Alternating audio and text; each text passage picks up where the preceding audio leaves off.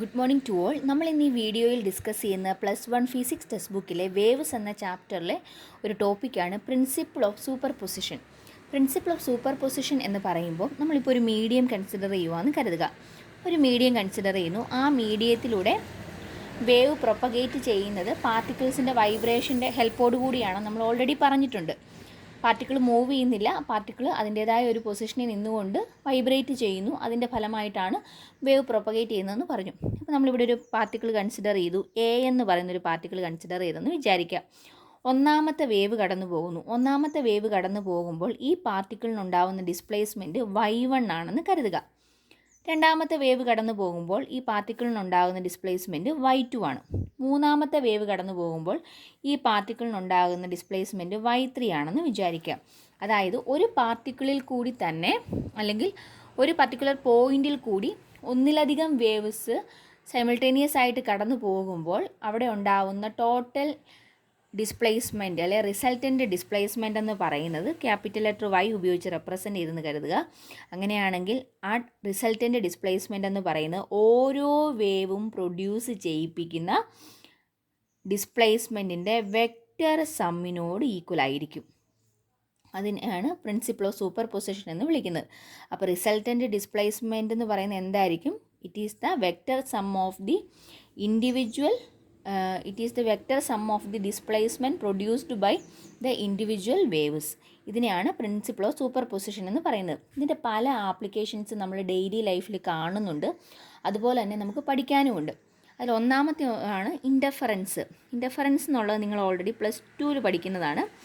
Interference ഇത്രയും മാത്രമേ ഉള്ളൂ. രണ്ടോ അതിലധികമോ വേവ്സ് ഒരേ ഡയറക്ഷനിൽ പോകുകയെന്ന് വിചാരിക്കുക. സെയിം ഡയറക്ഷനിൽ പോകുന്ന വേവ്സ് അതിൻ്റെ സ്പീഡ് സെയിം ആണ്, ഫ്രീക്വൻസിയും സെയിം ആണെങ്കിൽ അത് കൂടിച്ചേരുമ്പോൾ സൂപ്പർ ഇമ്പോസ് ചെയ്യുമ്പോൾ കിട്ടുന്നതാണ് ഇൻ്റർഫറൻസ് എന്ന് പറയുന്നത്. ഫ്രീക്വൻസിയും ഡയറക്ഷനും സ്പീഡും സെയിം ആയിട്ടുള്ള വേവ്സിൻ്റെ സൂപ്പർ ഇമ്പോസിഷനാണ് എന്തെന്ന് പറഞ്ഞാൽ ഇൻ്റർഫറൻസ് പാറ്റേൺ കിട്ടുന്നത്. അതുപോലെയുള്ള മറ്റൊന്നാണ് ബീറ്റ്സ്. ബീറ്റ്സ് എന്ന് പറയുമ്പം അതും സെയിം ഡയറക്ഷനാണ്, എന്നാൽ ഫ്രീക്വൻസിക്കകത്ത് മാത്രം ഒരു ചെറിയൊരു വേരിയേഷൻസ് ഉണ്ടാകും. സ്ലൈറ്റ്ലി ഡിഫറെൻ്റ് ആയിട്ടുള്ള ഫ്രീക്വൻസി ഉള്ള രണ്ട് വേവ്സ് സെയിം ഡയറക്ഷനിൽ പോകുന്നു, സെയിം സ്പീഡിൽ പോകുന്നു. അങ്ങനെയാണെങ്കിൽ അത് കൂടിച്ചേരുമ്പോൾ ഉണ്ടാകുന്നതാണ് ബീറ്റ്സ് എന്ന് പറയുന്നത്. ഇനി മറ്റൊന്നാണ് സ്റ്റാൻഡിങ് വേവ് അല്ലെങ്കിൽ സ്റ്റേഷനറി വേവ് എന്ന് വിളിക്കുന്നത്. സ്റ്റാൻഡിങ് വേവ് എന്ന് പറഞ്ഞാൽ സെയിം സ്പീഡുള്ള രണ്ട് വേവ്സ്, പക്ഷേ അതിൻ്റെ പ്രത്യേകത എന്താണത്? ഓപ്പോസിറ്റ് ഡയറക്ഷനിലാണ് പോകുന്നതെന്ന് കരുതുക. ഓപ്പോസിറ്റ് ഡയറക്ഷനിൽ വരുന്നു. സെയിം സ്പീഡിൽ സെയിം ഫ്രീക്വൻസി ഉള്ള രണ്ട് വേവ്സ് ഓപ്പോസിറ്റ് ഡയറക്ഷനിൽ വന്നു കഴിയുമ്പോൾ അത് കൂടിച്ചേർന്ന് കഴിയുമ്പോൾ കിട്ടുന്ന വേവ്സിനെയാണ് സ്റ്റാൻഡിങ് വേവ് അല്ലെങ്കിൽ സ്റ്റേഷനറി വേവ് എന്ന് പറയുന്നത്. അതാണ് നമുക്ക് നോക്കേണ്ടത്. അപ്പോൾ സ്റ്റാൻഡിങ് വേവ് എന്താണെന്ന് നമുക്ക് നോക്കാം. അതിനുവേണ്ടി നമ്മളിവിടെ ഒരു റിജിഡ് സപ്പോർട്ടാണെന്ന് കരുതുക. ഇതൊരു റിജിഡ് സപ്പോർട്ട്. ഒരു റോപ്പ് എടുത്തിട്ട് ആ റോപ്പിൻ്റെ ഒരെൻഡ് നമ്മൾ ഇവിടെ ഫിക്സ് ചെയ്തേക്കുവാന്ന് കരുതുക. അപ്പോൾ ഇതാണ് റോപ്പ്. അതിൻ്റെ ഒരെൻഡ് ഇവിടെ കണക്ട് ചെയ്തിരിക്കുന്നു.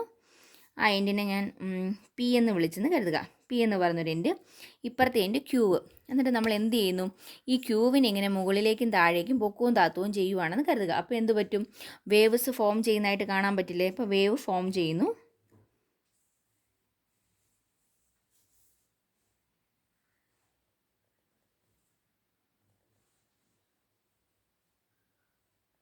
ഒരു വേവ് ഫോം ചെയ്തു.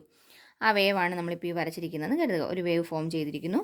ഇനി ഇവിടെ വന്ന് ഇടിച്ച് കഴിയുമ്പോൾ എന്ത് പറ്റും? റിഫ്ലക്റ്റ് ചെയ്ത് തിരിച്ചു പോരുന്നു. അപ്പോൾ റിഫ്ലക്റ്റ് ചെയ്ത് തിരിച്ചു പോരുന്ന വേവിൻ്റെ പ്രത്യേകത എന്തായിരിക്കും? ഈ പോയതിൻ്റെ അതേ ഫ്രീക്വൻസി ആയിരിക്കും, ആംപ്ലിറ്റ്യൂഡ് ആയിരിക്കും, പക്ഷേ ഓപ്പോസിറ്റ് ഡയറക്ഷനാണ്. അപ്പോൾ തിരിച്ചു വരുന്ന റിഫ്ലക്റ്റ് ചെയ്യുന്ന വേവും ഇൻസിഡൻറ്റ് ചെയ്യുന്ന വേവും തമ്മിൽ സൂപ്പർ ഇമ്പോസ് ചെയ്യുമ്പോൾ എന്ത് കിട്ടും? സ്റ്റാൻഡിങ് വേവ് കിട്ടിയല്ലേ? അപ്പോൾ ഇതാണ് റിഫ്ലക്റ്റ് ചെയ്യുന്ന വേവ് എന്ന് കരുതുക.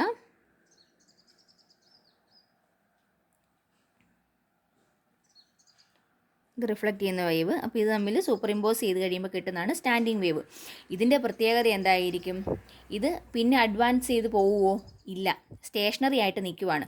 സോ അതുകൊണ്ടാണ് അതിനെ സ്റ്റാൻഡിങ് വേവ് അല്ലെങ്കിൽ സ്റ്റേഷനറി വേവ്സ് എന്ന് വിളിക്കുന്നത്. ഇതിൻ്റെ ഈ റിസൾട്ടൻ്റ് വേവിൻ്റെ എനർജി എന്ന് പറയുന്നത് എന്തായിരിക്കും? ഒരു വേവിൻ്റെ എനർജിയുടെ ഇരട്ടി ആയിരിക്കില്ലേ? കാരണം ഇതിൻ്റെ എനർജിയും ഇതിൻ്റെ എനർജിയും കൂടെ ആഡ് ചെയ്യുമ്പോഴാണ് ടോട്ടൽ എനർജി കിട്ടുന്നത്. സോ സ്റ്റാൻഡിങ് വേവിൻ്റെ എനർജി എന്ന് പറയുന്നത് ഇൻസിഡൻറ്റ് വേവിൻ്റെ അല്ലെങ്കിൽ റിഫ്ലക്റ്റഡ് വേവിൻ്റെ എനർജിയുടെ ടോയ്സ് ആയിരിക്കും എന്ന് പറയാം. അതുപോലെ തന്നെ ഈ പാർട്ടിക്കിൾ എടുത്ത് ഈ റോപ്പിലെ ഈ പോയിന്റിലുള്ള പാർട്ടിക്കിൾ കൺസിഡർ ചെയ്യുമെന്ന് വിചാരിക്കുക. എല്ലാ സമയത്തും ഇതെങ്ങനെയായിരിക്കും, റെസ്റ്റിൽ തന്നെയായിരിക്കും ഇരിക്കുന്നത്. സോ എല്ലാ ടൈമിലും റെസ്റ്റിലിരിക്കുന്ന ഈ ഒരു പോയിന്റിനെ വിളിക്കുന്ന പേരാണ് നോഡ്. എന്ന് വെച്ച് റെപ്രസെൻ്റ് ചെയ്യും. നോഡ്സ് എന്ന് പറയുന്നു. നോഡ് എന്ന് വെച്ച് റെപ്രസെൻ്റ് ചെയ്യുന്നു. ഇനി അപ്പോൾ ഇതും ഒരു നോഡായിരിക്കില്ലേ, ഇതും ഒരു നോഡാണ്, ഇതും ഒരു നോഡാണ്. ഇനി ഇവിടുത്തെ പ്രത്യേകത എന്താണെന്ന് ഇവിടെ ഒരു പോയിന്റ് കൺസിഡർ ചെയ്യുന്നു വിചാരിക്കാം. ഇവിടുത്തെ പാർട്ടിക്കിൾ എപ്പോഴും എങ്ങനെയായിരിക്കും, അതിൻ്റെ മാക്സിമം ഡിസ്പ്ലേസ്മെൻറ്റിലായിരിക്കും ഇരിക്കുന്നത്. സോ ഇതിനെ ആൻറ്റി നോഡെന്ന് വിളിക്കുന്നു. എ വെച്ച് റെപ്രസെൻ്റ് ചെയ്യുന്നു.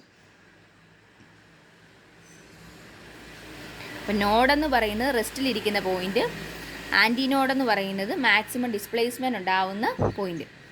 അപ്പോൾ ഇതും ആൻറ്റി ഇത് സെയിം ആംപ്ലിറ്റ്യൂഡിൽ വേണം വരാനായിട്ട് കേട്ടോ. ഞാൻ വരച്ചേക്കുന്നതിനകത്തൊരു ചെറിയ വ്യത്യാസമുണ്ട്.